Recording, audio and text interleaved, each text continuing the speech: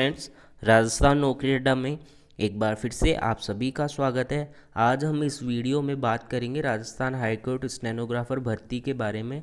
उसमें काफ़ी मेरे दोस्तों के क्वेश्चंस थे, वो अभी तक भी क्लियर नहीं हो पाए हैं, तो उनका वापस से मैं एक बार जवाब दे देता हूँ। तो इस वीडियो में हम बात करेंगे कि 5% जो आपका क्राइटेरिया था गलतियां माफ़ करने का, क्या उससे अधिक भी गलतियां कर सकते हैं या उससे अधिक गलतियां करने पर आपको फेल कर दिया जाएगा। तो चलिए शुरू करते हैं इस वीडियो में।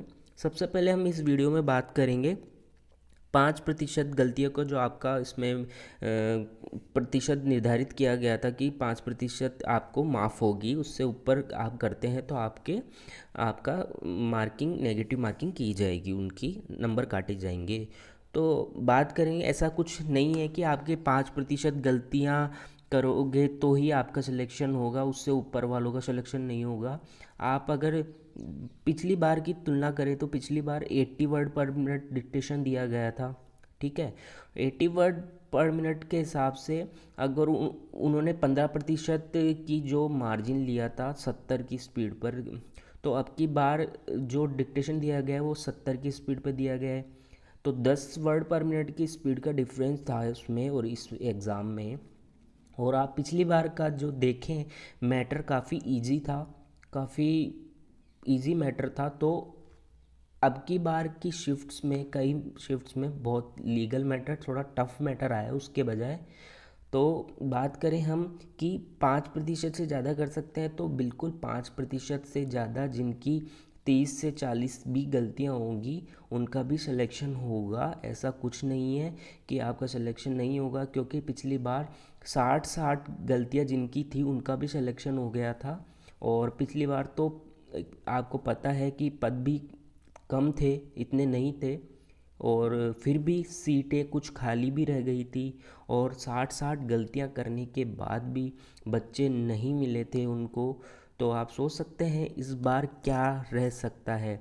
आप दूसरे यूट्यूबर्स जो आपको बता रहे हैं, हो सकता है उनका भी कहना थोड़ा ठीक हो, लेकिन इतनी गलतियां आप करेंगे तो आप, ऐसा नहीं है कि आपका सिलेक्शन नहीं हो, ज़रूर हो सकता है। आपकी 30 से ऊपर गलतियां होंगी तब भी आपका सिलेक्शन हो सकता है। तो ऐसे ही आप टेंशन मत कीजिए कि आपका सिलेक्शन नहीं होगा, ऐसा कुछ नहीं है। तो और बात करें इसके, जो एग्ज़ाम है, जो नोटिफिकेशन आया था, आपको पता है कि 2019 के बाद एंड में या आया था नोटिफिकेशन इसका 2020 में। तो तब से लेकर अब की बात करें हम, तो लगभग 1.5 साल हो गया है इसको, वैकेंसी को आए। और उससे पहले 2017 में आई थी, तो लगभग 3.5 साल हो चुके हैं। तो 3.5 साल के दौरान आपको भी पता होगा कि इतने वर्षों के दौरान लगभग 100 से 150 पोस्ट ऐसी होती है जिन पे रिटायर हो जाते हैं स्टेनोग्राफर, तो उनके जगह हमारी नई भर्ती निकाली जाती है, जिसमें अभी आपको पता ही है कि अभी निकाली गई थी भर्ती 2020 में, जिसका एग्ज़ाम अभी हो चुका है, लेकिन उसके बाद भी 1.5 वर्ष हो चुका है। तो उसमें काफ़ी, मतलब ये मानकर चले कि 100 से 150 पोस्ट आपकी अभी भी वैकेंट चल रही हैं। और हो सकता है इस भर्ती में 100 से 150 पोस्ट आपकी और ऐड कर दी जाएं, जिससे आप जिन आशा कर रहे थे कि हमारी गलतियां ज़्यादा है तो हमारा सिलेक्शन होगा कि नहीं, तो उन बच्चों को फ़ायदा मिल सकता है। ऐसा लग रहा है कि इस बार इसमें पोस्ट इंक्रीज होने के चांसेस हैं।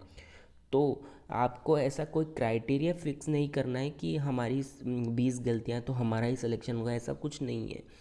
देखिए, आप कितने ही अच्छे स्टूडेंट हो, लेकिन आपकी 5 से 10 गलतियां 100% हुई होंगी, क्योंकि डिक्टेशन जो इस बार बोले गए थे उनमें जो साउंड का एरर था एक तो, और कई बच्चों के जो एफिशिएंसी और टाइपिंग टेस्ट था उसमें भी प्रॉब्लम्स थी। देखिए, एक स्टूडेंट बात गलत कर सकता है, दो कर सकते हैं, लेकिन बहुत सारे स्टूडेंट्स गलत बात नहीं बोल सकते हैं, तो उनको भी शामिल करके चलना है उसमें एग्ज़ाम में।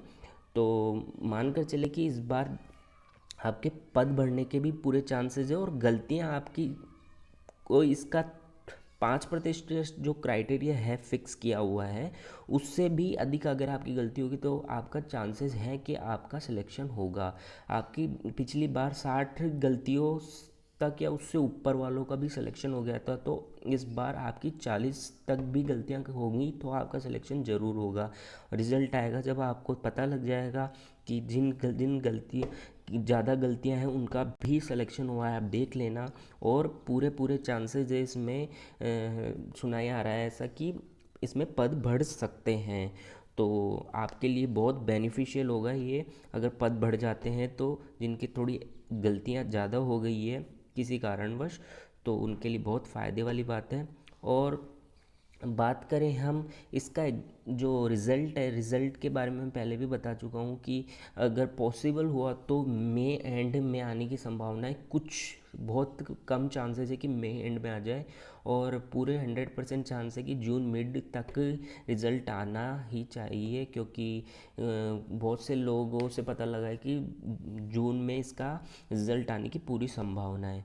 तो आशा करता हूँ इस वीडियो में आपके सभी क्वेश्चन सॉल्व हो गए होंगे, तो आपको इसी बात की टेंशन लेने की आवश्यकता नहीं है। अगर फिर भी आपका सिलेक्शन नहीं हो पाता है तो आपको निराश नहीं होना है। स्टेनो लगातार आपको करनी है। इस चैनल से जुड़े रहिए, आपको डेली डिक्टेशन दी जाएगी, और आपकी किसी भी प्रकार की कोई आउटलाइन हो ऋषि हिंदी लिपि से और इंग्लिश पिटमैन से, तो आप कमेंट के माध्यम से या हमारे टेलीग्राम ग्रुप राजस्थान नौकरी अड्डा में आप भेजकर आप आउटलाइन पूछ सकते हैं। और आप अगर इस एग्ज़ाम में किसी कारणवश रह भी जाते हैं तो कोई चिंता मत करिए। आपको जो RSMSSB स्टेनोग्राफर उसकी तैयारी करते रहिए, आपको ज़रूर सफलता मिलेगी। सफलता उन्हीं को मिलती है जो लगातार प्रयास करते हैं। अगर आप बीच में छोड़ देंगे, स्टेनो ऐसी चीज़ है, अगर आपने छोड़ दी तो आपको वहीं से वापस स्टार्ट करना पड़ेगा जहाँ से अपन ने छोड़ी है। मतलब आपने अगर 70 की स्पीड पर छोड़ दिया तो आपको 70 से ही वापस स्टार्ट करना पड़ेगा। आप ऐसा नहीं है कि आप उसको 100 की स्पीड पर लिख सकते हैं। अगर 100 की स्पीड किसी की थी तो वो वापस घट के 70-80 हो जाएगी, ये मानकर चलना आप। तो एक भी दिन आप लापरवाही मत कीजिए, डेली डिक्टेशन लीजिए, ट्रांसक्रिप्शन कीजिए, आपका सिलेक्शन ज़रूर होगा। वैकेंसी बहुत सारी हैं, अगर इसमें पद भी बढ़ जाते हैं तो बहुत ही अच्छा होगा आप सभी के लिए। तो आशा करता हूँ ये वीडियो आपको पसंद आया होगा, और पसंद आए तो आपके दोस्तों के साथ इसको शेयर कर दीजिए। और सभी लोग जिन्होंने अभी तक भी सब्सक्राइब नहीं किया है चैनल को, तो प्लीज़ सब्सक्राइब कर लीजिए, और ताकि मैं आपके लिए ऐसे अच्छे अच्छे वीडियो बनाता रहूँ। और जय हिंद, जय भारत।